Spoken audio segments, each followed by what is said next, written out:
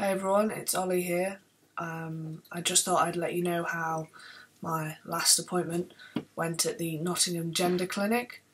I use the term last loosely just because obviously I'll have to go and see them in future for when I want my chest removal surgery, or if I wanted to go for the phalloplasty surgery, which I'm still quite unsure about, but I'll know a bit later on. So it didn't go too bad. Basically what the last appointment entails is where you sit with the two psychiatrists that you've previously spoken to, and you get to take somebody of your choice. I took my girlfriend, just because she's so supportive of me and I couldn't go wrong with her. Basically, it was a bonus on my point.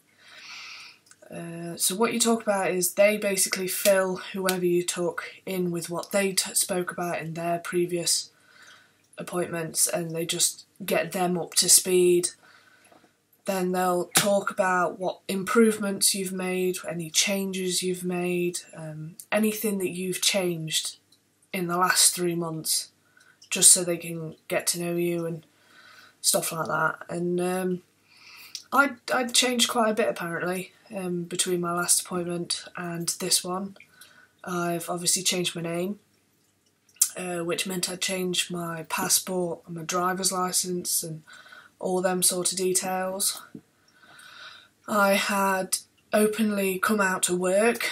I've been accepted fully at work, which is very nice, and it's comforting to know that I am accepted at work and nobody's said anything bad to my face anyway.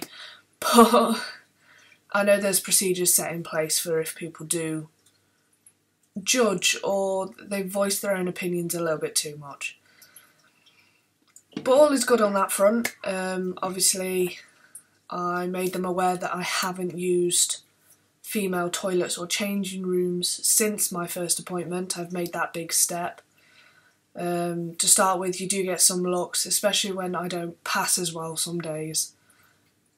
But at the end of the day, I know who I am.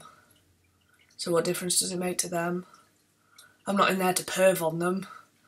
Jesus Christ, that's not what I'm into, but I'm just there to use the toilet or to use whatever, like the rest of them. So at the end of the day, you will get funny looks and you will feel awkward, but it shouldn't bother you. If it starts to bother you, then you start to damage yourself, and if you don't trust yourself or believe in yourself, then maybe that's something you need to work on, because testosterone is not the answer. If you can't believe in yourself before taking anything, then you're just hiding. You're hiding from who you really are, and you're constantly going to walking around. You might be the hottest bloke around and nobody would know, but you'd constantly be worrying if somebody found out. And I don't want that. I don't want to feel like that. So I now face that bullet on the head. If I bump into old friends that haven't known or don't have me on Facebook or whatever, I will set them straight if they get my name wrong, and that's something I've improved greatly on. And I am proud of myself for doing that. But back to the appointment. It went really well. They basically said that they were quite happy to put me on the hormone replacement therapy treatment.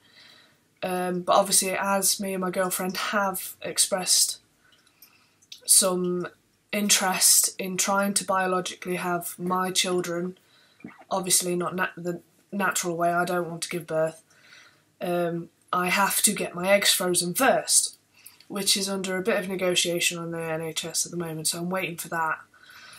So that could take a couple of months, hopefully no longer than a year.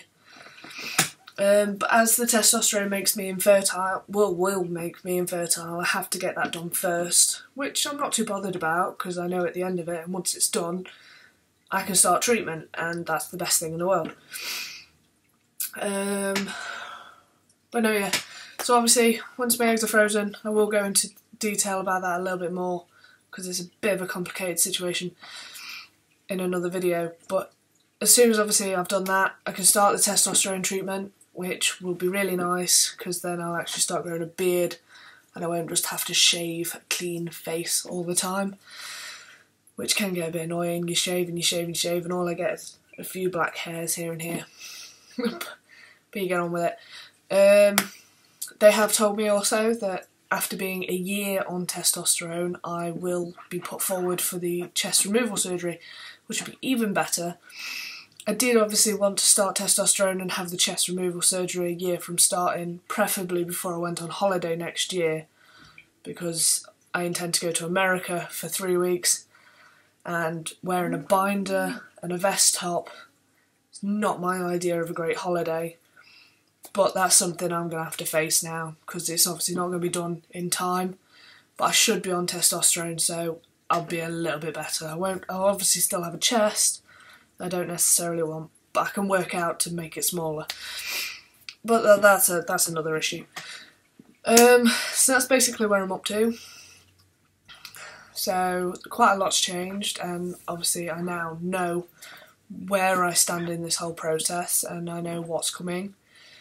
Obviously it's just playing the waiting game on getting the eggs frozen, sorting out my future, and then we'll start from there. So I hope that's helped. I will make a video soon about the whole freezing egg situation, just in case any other FTMs in couples or single FTMs want to have that chance where they can obviously freeze their own eggs and use their partners, obviously if they're willing, as surrogates. So that's always a possibility to have your own children as a man and be a dad. But obviously, like I said, that's a different video. So I hope this has helped everyone. Obviously, this is the English NHS system, and I'm taking you on my journey with me. So I hope this helps. Thanks, everyone.